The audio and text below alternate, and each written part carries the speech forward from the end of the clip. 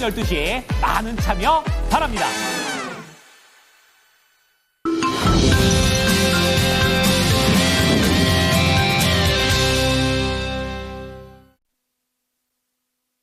뉴욕 증시가 하락하면서 거래를 마쳤고 또 그 안에서 반도체 관련된 종목들이 엔비디아를 필두로 해서 내려가 버리는 그런 상황입니다.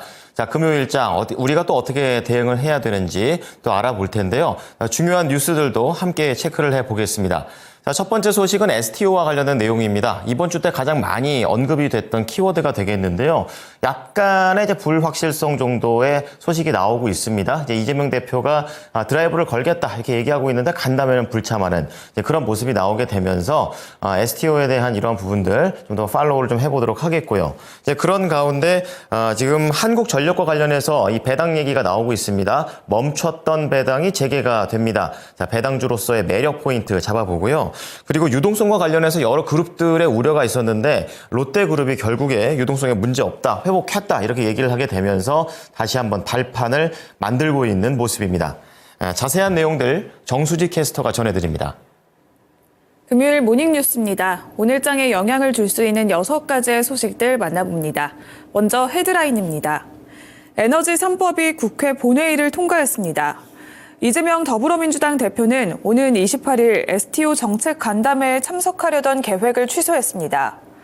최근 국내 증시가 반등 조짐을 보이자 증권사에서 돈을 빌리는 투자자가 빠르게 늘어나면서 각종 테마주의 비투 경향이 강해지고 있습니다. 한국전력공사가 2021년 이후 멈췄었던 배당을 올해 재개하는 것으로 확인됐습니다. 테일러메이드 매각을 앞두고 FNF가 매각 대신 미국 뉴욕 증시에 상장하자고 제안했습니다. 롯데그룹이 국내외 총자산이 183조 원을 넘어서면서 유동성에 문제가 없다고 밝혔습니다. 먼저 첫 번째 뉴스입니다. 국회가 어제 본회의에서 국가기관 전력망 확충 특별법안, 고준위 방사성 폐기물 관리에 관한 특별법안, 해상풍력 공급 촉진과 산업 육성에 관한 특별법안을 처리했습니다. 전력망 확충법은 대규모 전력이 필요한 인공지능 산업 발전 등을 위해서 정부가 국가 전력망 확충을 지원하는 체계를 마련하는 것이 핵심입니다. 전력망 개방 속도를 내기 위해서 행정 절차의 신속 처리를 위한 특례를 규정했고 수도권 전력 집중 문제를 해결하기 위해 생산된 전력은 생산지에서 우선 사용할 수 있도록 했습니다. 지난 21대 국회에서 추리가 불발됐던 고준위 방패장법도 통과했는데요.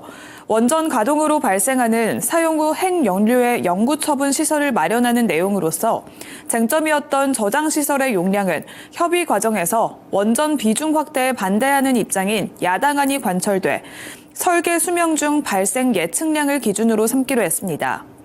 해상풍력법은 정부 주도 풍력사업 인허가 절차를 간소화해서 풍력 발전 보급을 확대하는 게 골자로 본회의를 역시 통과했습니다.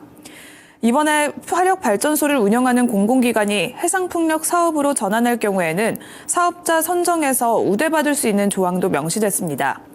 전력망 확충법과 고준위 방패장법은 공포 후에 6개월, 해상풍력법은 1년 뒤부터 시행됩니다.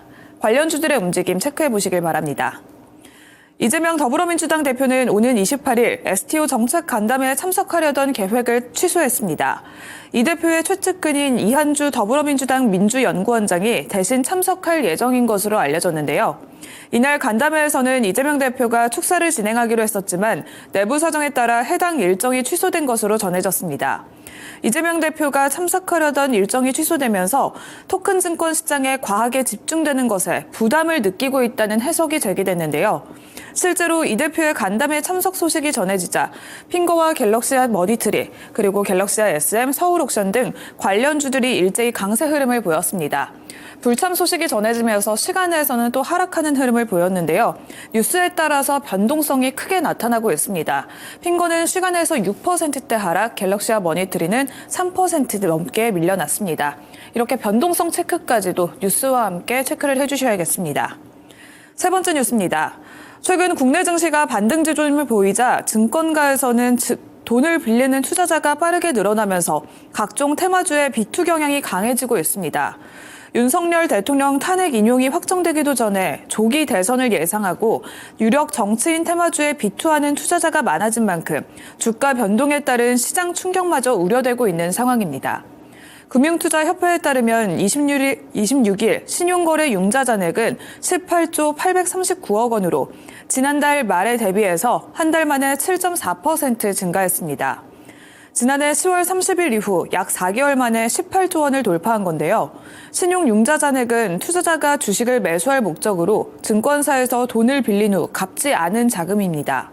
문제는 일부 정치인 테마주에 쏠리고 있다는 점인데 유력 정치인의 지연과 학연 등으로 묶여서 주가 펀더멘털과는 무관하게 움직이기 때문에 투자에 신중해야 합니다.